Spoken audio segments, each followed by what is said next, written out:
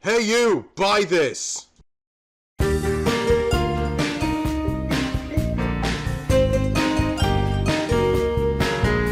So, Red, have you played EarthBound before? Are you familiar with it at all?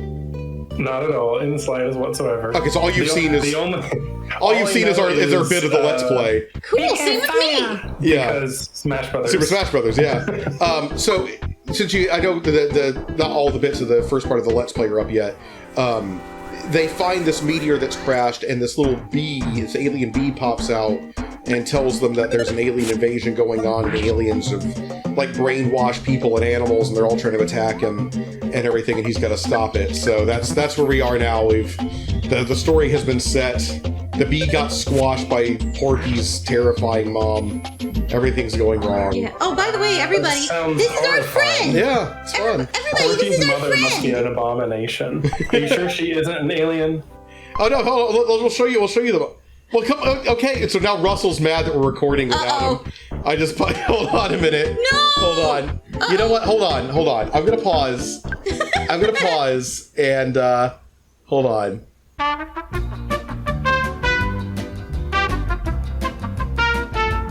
Okay, since you were curious about Porky's mother, so here, I'll let you see. Wait, are we recording right now? Yeah, we're recording. Yay! So see, there she is. There's Porky's mom.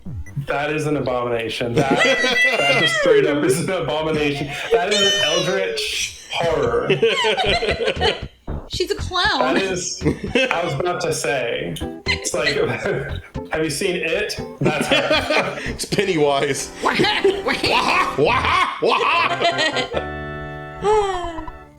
Yeah, I still think it's highly irresponsible that Ness's parents were 100% okay with him just roaming the earth on his own. Just like in Pokemon, where... Net Public Library, still culturally relevant for at least 10 more years. Oh no! Actually, did you know that in Japan, like, they'll literally send their 3-year-olds to the store to get stuff? You're kidding me. No! I'm not. Like, it's a cultural thing that, like, at really young ages, like toddler ages, that's when they start encouraging their kids to go out and, like, be responsible. You're pulling my leg. No, you know what?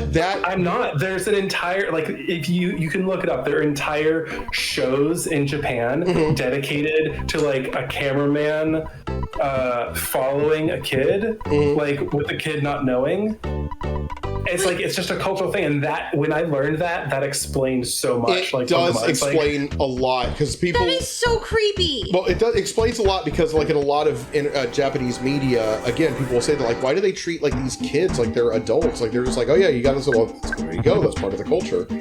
I had a friend, I didn't know that much about it, but I did have a friend who taught me a lot about Japanese culture, because she was from Japan. Her family had moved to America.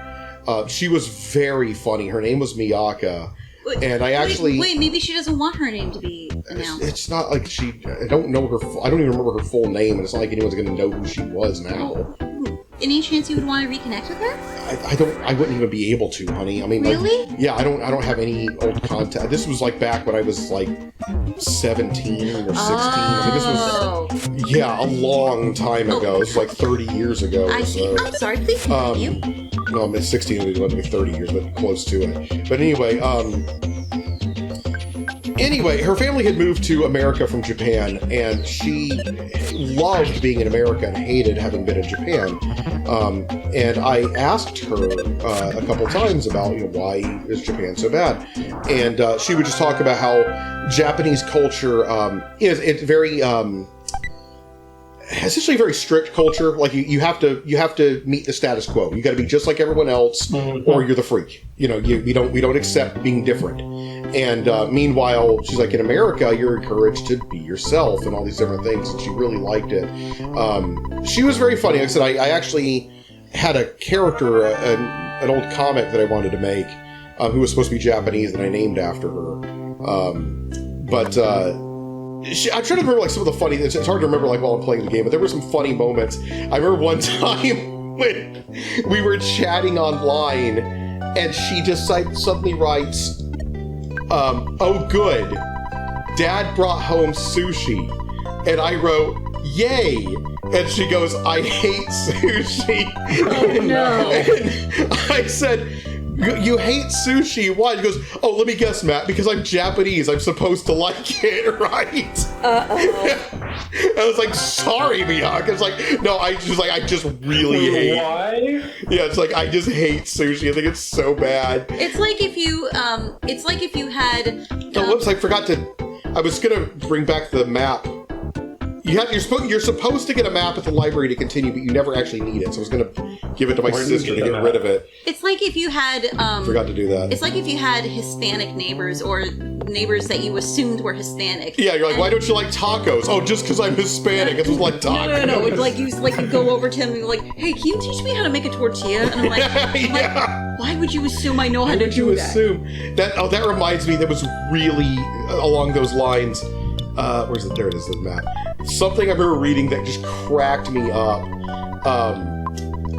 I don't know if you've ever seen the show Star versus the Forces of Evil, but there was a character that Star's best friend was a kid named Marco Diaz. And of course, you can assume from his name he's Hispanic.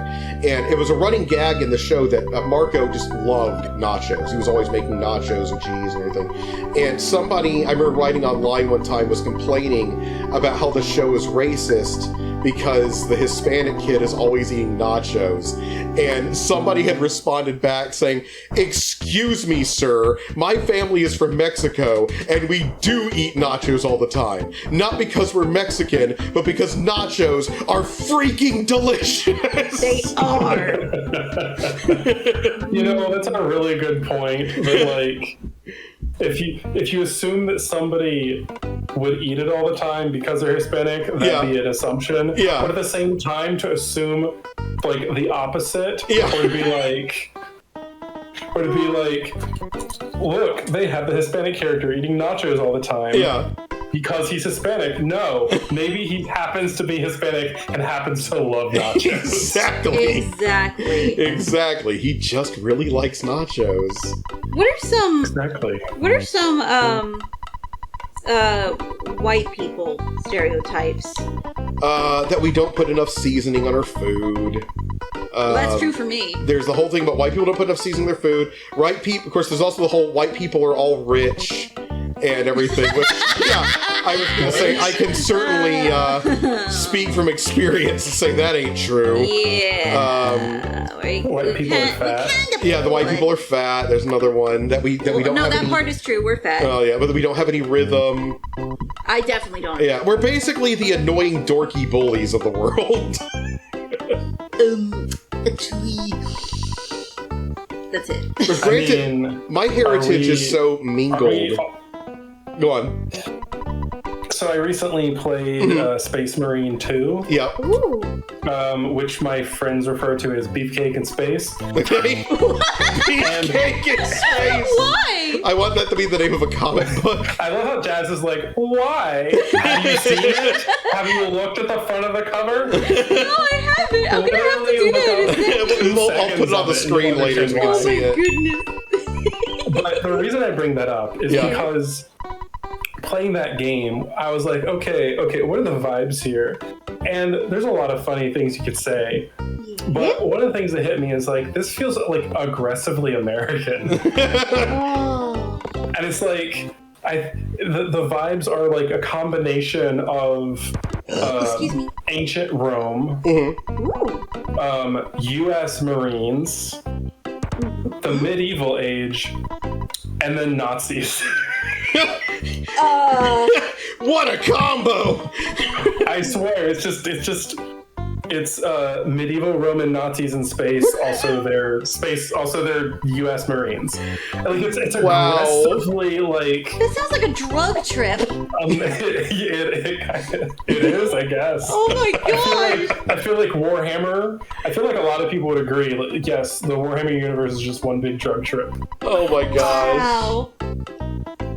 But yeah, I think that's another white stereotype, or at least American stereotype, is that like super big macho marine guys who have guns.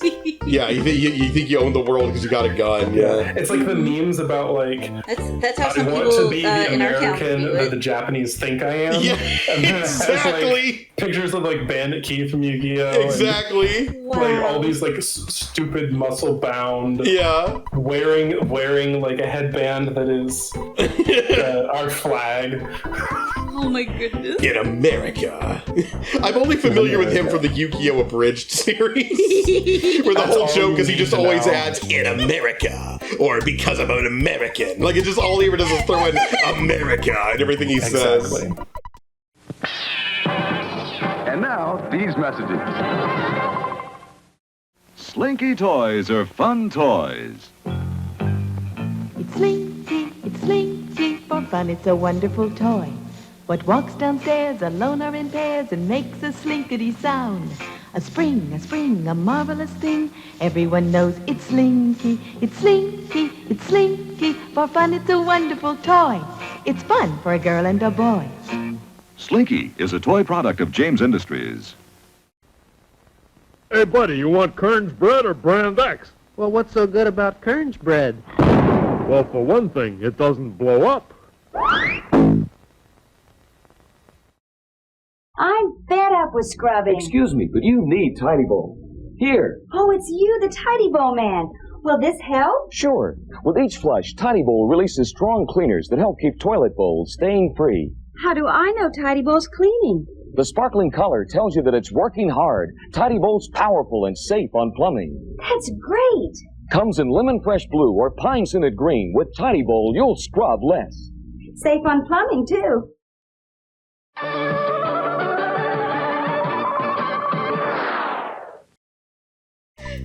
Oh wait, that reminds me. I would like for you to please show me some more of the Naruto. Naruto Abridged. Yes, please. It's incredibly funny. Yeah. I need to show you Dragon Ball What? Z Abridged and Naruto and Yu-Gi-Oh! Abridged. They are super funny. Wait, Red was asking a question. Okay, so Naruto Abridged.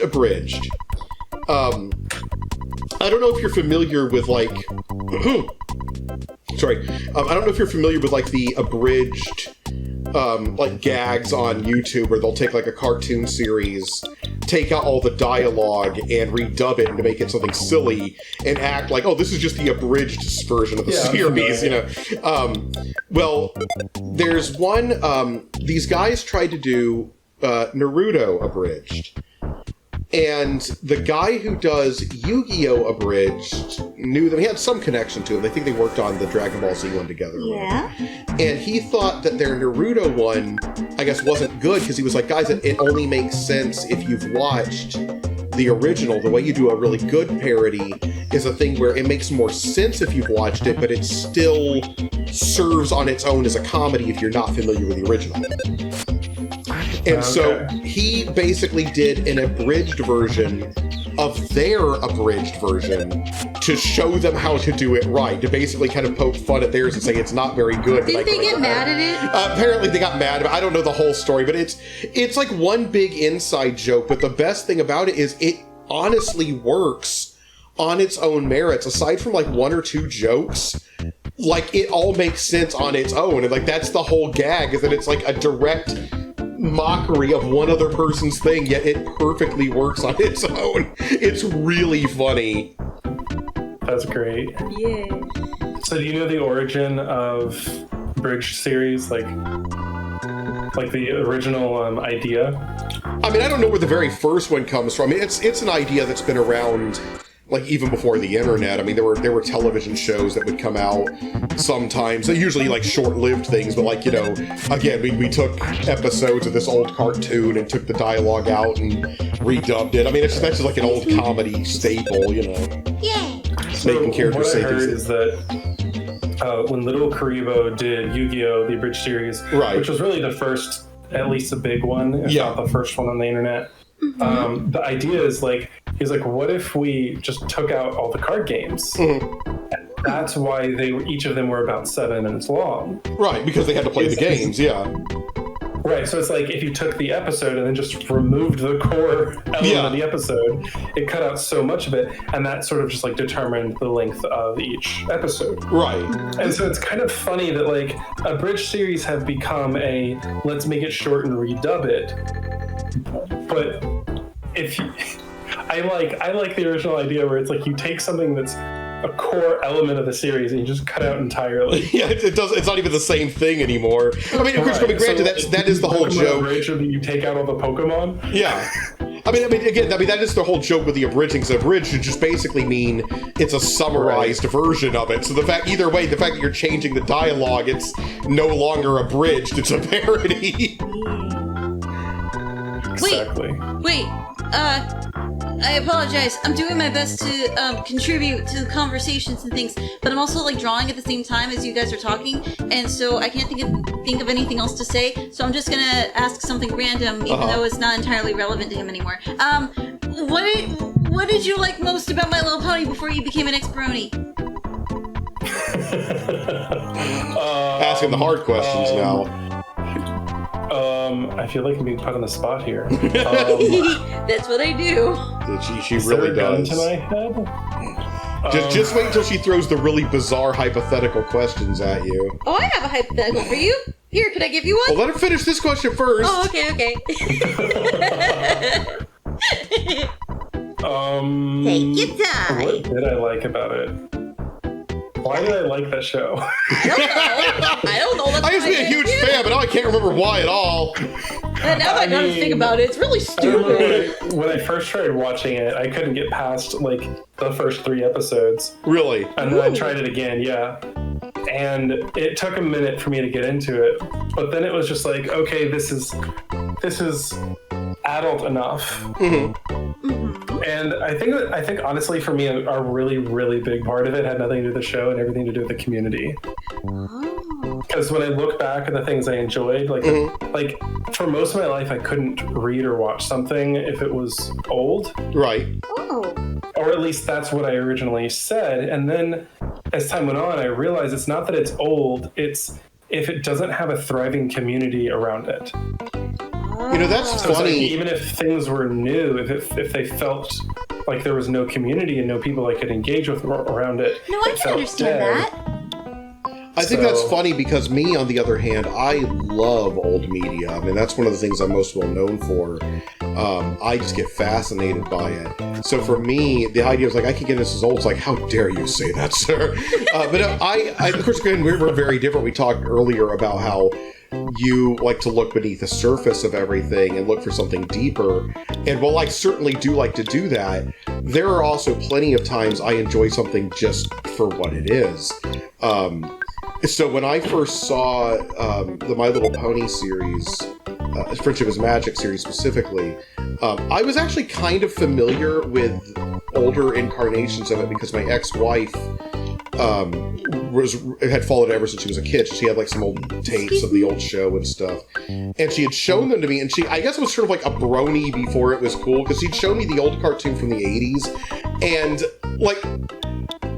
It's a weird way to say it, but I was blown away by how not terrible it was, if that makes any sense. Because, like, I was born in 1982. I grew up in the 80s, watching, of course, cartoons in the 80s and stuff. And one of the things, everyone wants to go, our generation was the best. We had it best. Our childhood was the best. We didn't. Like, 1980s cartoons, with a couple of small exceptions, were awful. Like, Garfield and Friends was a masterpiece. That was it legit is a great show. The Ghostbusters cartoon was really good, the real Ghostbusters. But for the most part, they were bad cartoons we got back then. So when she showed me My Little Pony, I'm like, all right, I'll sit and laugh at it. And like within a couple minutes, I'm like, oh, this is actually kind of fun. Like, it's not really good, but, like, I'm invested. They're having some fun little adventures. Some of the jokes landed. It was okay. But did it ever have episodes where it made you cry? I can't say it was that. Again, it wasn't that good. It was enough that it was like, you know what? If I'm bored and this is on TV, I'd sit and watch it. I'd giggle at the ponies getting themselves into silly adventures. Like, it's good enough for a laugh. I just noticed on the screen that if you'd gone with your previous thing, your mother would be telling you, how about you eat some poop before you go to bed? Yes. Well, I mean, I tried to sell it, but nobody liked it, so. Well, you're the one. I mean, granted, when you hear my tone of voice, like after I put it in there, I go, "Are we really doing this? Is this what we're doing?" Allowance from his dad, like, bro.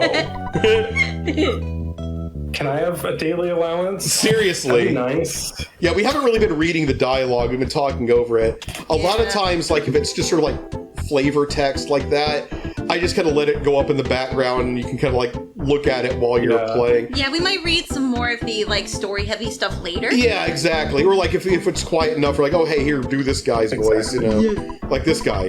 The arcade is full of sharks. I can't play there. Okay. That was You awful. sound like some pompous old I lady. know. I always have difficulty coming up with voices for the randos. Like if it's main characters. He got a hamburger out of the trash. Yeah. Let me guess, he's gonna eat it later. It's and totally restore fine. HP. It's totally fine. Don't you think you get more food value out of $14 worth of burgers than $8 worth of French fries? Absolutely. You'll feel better and more energetic if you eat better food. Feuds? You know, you'll recover more healthy, more smooth. I think she had too much alcohol. Maybe that's why she thinks that way. Maybe so. I mean, alcohol is the most expensive food you can buy. That's right. Oh. This is true. Oh I'm proud of this line that I added in the hack. What was it? It seems like I'm always here. I've just got to get my fill of supersized meals before some yuppie with a video camera ruins them for everybody. Oh my gosh. Okay, so when I was in high school. Yeah, keep in mind, this game takes place in the 90s, if that's not obvious. When I was in high school still, so I was held back a few years of stuff. Maybe like 5 years. I had trouble getting through school for various reasons. But anyway, in my second to last year, I think it was, or my third to last year, they were showing us Super Size Me, the movie, I believe. And oh my gosh, that was really uncomfortable to watch. I remember that a friend of mine rented it from Blockbuster when it came out, and he wanted to watch it. He wanted to watch it with me and my ex and some of our friends at the time to laugh at it. Like that was the whole reason he got it, was to laugh at it because he thought it was so stupid. Did he take it 100% seriously? Oh no, we all thought it was stupid. Okay, good. We couldn't sit through it all because it was so obnoxious. I remember like within the first 10 minutes, I was already like, turn it off. Like I was so outraged at the guy because he was just such a smug little twerp. Well, I hated him so much. Well, I was about to, how do I put this? How do I say this in such a way that it doesn't have to be censored? I mean, I can put censor sound effects on it, so keep that in mind. Okay, so there's a particular part in the movie that thankfully... there's a part of the movie that thankfully my class and I never saw. If they saw it Are you after talking class. about the colonoscopy something scene? No. This is the bit where he talks about, like, the guy asks about his wife's personal life or something. Yeah, and so she's like, when it comes to... And then immediately the teacher, like, skips over that whole part. And everyone was like, whoo, thank you, Teach. I remember we got up to the point where he eats his first supersize meal, and immediately he starts vomiting. And we all stopped right there, not because we were grossed out, but because we were all so irritated we wanted to punch him right in the nose. Because, like, we were all big eaters. I'm still a big eater. And, like, so we ate supersize meals frequently. You know, like, not every day, but, like, if we went out to eat, we'd probably get a supersize. So we were like, you big pansy, come on, swallow it, you baby. Like, and then we were so angry. And he's like, see, this is what it does to you. He's like, it has never once made me throw up. You shut up now. Well, later it came to light that he was actually an alcoholic, and that's part of the reason why he was throwing up. Yeah, news ended up coming out that he was alcoholic, so that was the reason for his health problems. Yeah. It was ridiculous. And he claimed he was a healthy person. Yeah. I hope he's doing better today, though. I think he's dead, actually. What? No! Oh, I made myself sad.